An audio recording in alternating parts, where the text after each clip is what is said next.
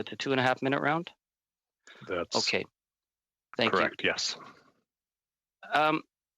This is March 15th. This is the anniversary of Wesley Cowan's death. And I think we were all pretty moved when we heard Reed Cowan, because you realize you don't get over a loss like that. That's why memorials are so important. That's why they have to be treated with such sacred trust. And this is then also the anniversary of when you dedicated that school to his son. And that trust was broken. So I want to ask, how soon after Reed Cowan left was that plaque taken down? Mr. Angus, this is the one thing that we do agree with you on, and fully. It should never have happened. So how soon after? 15 years ago, people are looking at the records. I don't know the answer to that question. We've put in our standing committee to find the answer, and we should have that answer, and he is owed that answer. We are looking into that. He is owed that answer, because the issue is you didn't take the plaque down once. You took it down twice, because he went back in 2008 and wanted to see the building. We have the TV footage. And your staff did everything they could to keep him from getting to that building. And finally, he insisted because it was his son's school. And he went back, and it was a different plaque. You'd thrown the first plaque out, and you put a second plaque up. So then you took that plaque down and put somebody else's plaque up. So to follow up on Mr. Erskine Smith's comments about staff, your staff joking about this, we have articles in Bloomberg about this. We've had Fifth Estate.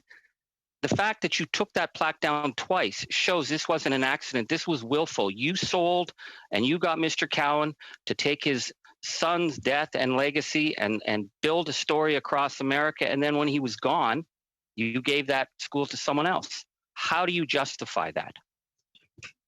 So firstly, what you described was not accurate, but here's where I agree with you.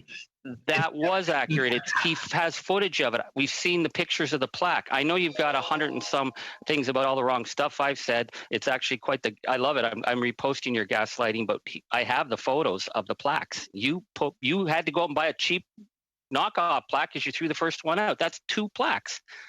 These are the allegations that are against you. And those you are need to answer that.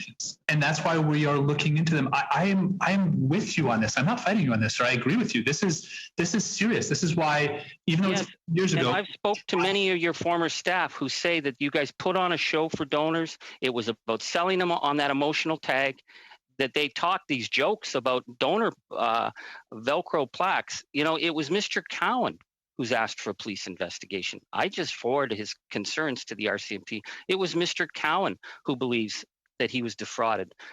He is an member of your advisory board, for crying out loud. He was a big fundraiser. For you to say this was one-off, we've seen the articles in Bloomberg, as my colleague said. You keep saying they're mistakes. You keep saying things are wrong in the Fifth Estate. Is like everybody. I know Charlie Angus is being mean to you, but is everyone else as well? Mr. Angus, you're out of time, but we will allow for point of order. Thank you. Point of order, Mr. Poilievre. Yes, Mr. Chair. This point of order is to give notice to the committee that